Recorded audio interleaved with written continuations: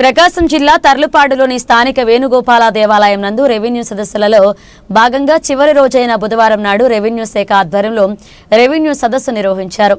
ముందుగా రెవెన్యూ అధికారులు, తెలుగుదేశం పార్టీ నాయకులు, ప్రజాప్రతినిధులు కలసి గ్రామంలోని ఎస్సీ పాలెంలో సందర్శించి మౌలిక వసతుల గురించి ఆరా తీశారు.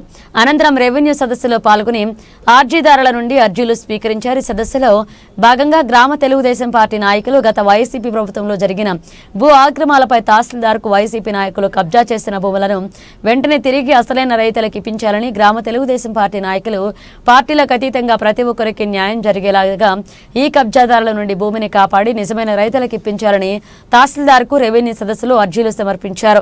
ఈ సందర్భంగా బాధితుడు శ్రీనివాసరాజు మాట్లాడుతూ తర్లుపాడు గ్రామ రెవెన్యూ ఇలాకాలో 25 సెంట్ల భూమిని 1996లో కొనుగోలు చేశామని, కొనుగోలు చేసినప్పటి నుండి మా స్వాధీన అనుభవంలోనే ఉందని, రిజిస్ట్రేషన్ డాక్యుమెంట్ ఉన్నా కూడా అధికారులు పక్షపాత వైఖరి ధోరణిని వ్యవహరించి వైసీపీ నాయకుడు సూరెడ్డి రామసుబ్బారెడ్డి తమ పేర్లు ఆన్లైన్లో అక్రమంగా ఎక్కించుకున్నాడని అధికారులు మాకు తగిన న్యాయం చేయవలసిందిగా బాధితులు కోరారు. 1996లో జడ్జ్యాల మహబూబీ దగ్గర ఎర్రగొర్ల వెంకట్రమణమ్మ పేరు మీద మా తండ్రి గారు అయిన గురవయ్య గారు కొనుగోలు చేసి ఉన్నారు. మా దగ్గర ఒరిజినల్ డాక్యుమెంట్స్ కూడా ఉన్నాయి. దీనిని సూరెడ్డి రామసుబ్బారెడ్డి అనే అతను రికార్డు పరంగా 2011లో దాన్ని అన్యాక్రాంతం చేసి ఉన్నారు. దీనిని మేము 2011 వరకు 2011 వరకు మా స్వాధీనంలో ఉన్నదాన్ని మేము రెస్టారెంట్ కూడా 1996 నుంచి 2011 వరకు రెస్టారెంట్ నడపడం జరిగింది. వేరే వాళ్ళకు మేము రెస్టారెంట్కు లీజుకి ఇచ్చాము.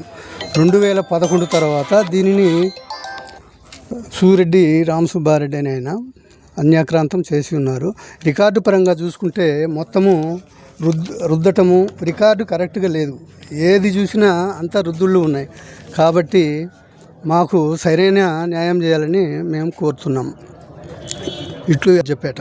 అదేవిధంగా గ్రామానికి చెందిన పోలబోయిన వెంకటేశ్వర్లు 150 ఎకరాలకు పైగా అవకతవకలకు పాల్పడుతూ వారి కుటుంబ సభ్యులు, బంధువుల పేర్ల మీదకు భూములను బదలాగించాడని అధికారులు ఈ విషయంపై న్యాయ విచారణ జరిపి బాధితులకు న్యాయం చేయాలని కోరారు. అలానే రైతు సంఘ నాయకుడు పాపిరెడ్డి మాట్లాడుతూ 40 సంవత్సరాల క్రితం ప్రభుత్వం పేదలకు ఇచ్చిన భూములను కొంత కాజేశారని, వారికి అధికారులు కూడా సహకరించినట్లుగా ఆరోపించారు.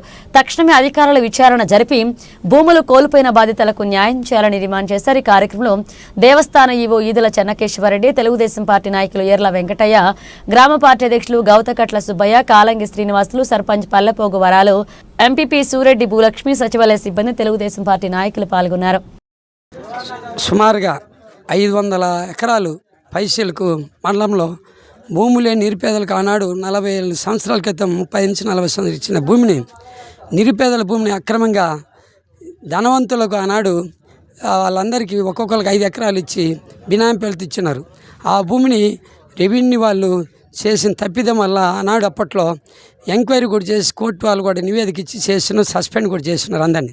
కానీ రెడ్ మార్క్ పెట్టి ఈ నిరుపేదలకు వాళ్ళ భూమి అందకుండా అట్నే ఉంచున్నారు. కాబట్టి ఈ అక్రమార్కులు బ్యాంకులో లోన్లు కూడా విపరీతంగా లంచాలు కట్టి భూమికి వచ్చేసి అవి నుంచి ₹1,00,000 రుణాలు కూడా తీసుకున్నారు.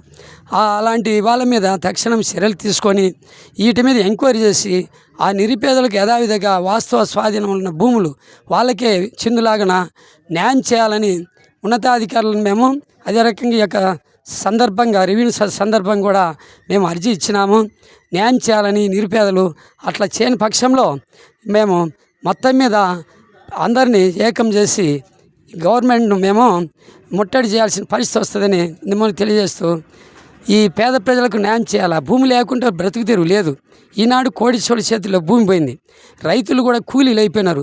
ఈనాడు ఆ కూలి కూడా ఏదైనా వెలుగుండా వస్తే బతుకుతారని నిరుపేదలు అల్లాడుతూ ఉంటే వాళ్ళ రెక్కల కష్టం ముక్కలు చేసుకున్న కానీ ఈనాడు భూమి లేకుండా నోటికి తీసేసి కోటీశ్వరులు సుమారుగా ₹3 కోట్ల పైన తీసుకొని ఈ భూమిని వీళ్ళు ఈ రకంగా ఒక్కొక్కరికి 5 ఎకరాలకు ఇవ్వటం అది చాలా దారుణం. అందులో అది కమిటీలు ఏం లేవు. ఆనాడు కమిటీలు ఉండి ఇచ్చినాయి ఎమ్మెల్యేలు, ఆర్డీఓలు అందరూ. ఈ రకంగా గత గవర్నమెంట్లో జరిగింది. వాటి మీద ఖచ్చితంగా ఎంక్వైరీ చేసి ఈ నిరుపేదలకు యథావిధిగా వాళ్ళ భూమి వాళ్ళకు చెందులాగిన అదే రకంగా భూములు పట్టా భూములు కూడా ఈ భూములను అన్యాయంగా వైట్ ప్రీమియర్ తోటి రుద్ది రిజిస్టర్ అయిన భూములు కూడా నిరుపేదలై మా దృష్టికి వచ్చినాయి. ఈ రకంగా చేయటము అక్రమంగా అది ఎవరికి వచ్చిందంటే వాళ్ళు ఫోర్జరీ చేసిన చివరికి వచ్చేది మండల తహసీల్దార్ల గారికి వస్తుంది. కాబట్టి అలాంటి వాళ్ళ మీద చట్టపరంగా ఆ తప్పు చేసిన మీద చేసి ఈ చట్టపరంగా చర్యలు తీసుకొని అలాంటి వాళ్ళను మళ్ళీ జరగకుండా ఈ ఎంఆర్ఓ గారు మంచిగా న్యాయం చేస్తారని, నిరుపేదలకు ఏడాది వాళ్ళ భూములు వాళ్ళకు దక్కేలాగా చేస్తారని మేము తెలియజేస్తూ ఈ యొక్క ఉదయ న్యూస్కు మేము తెలియజేస్తా ఉన్నాం.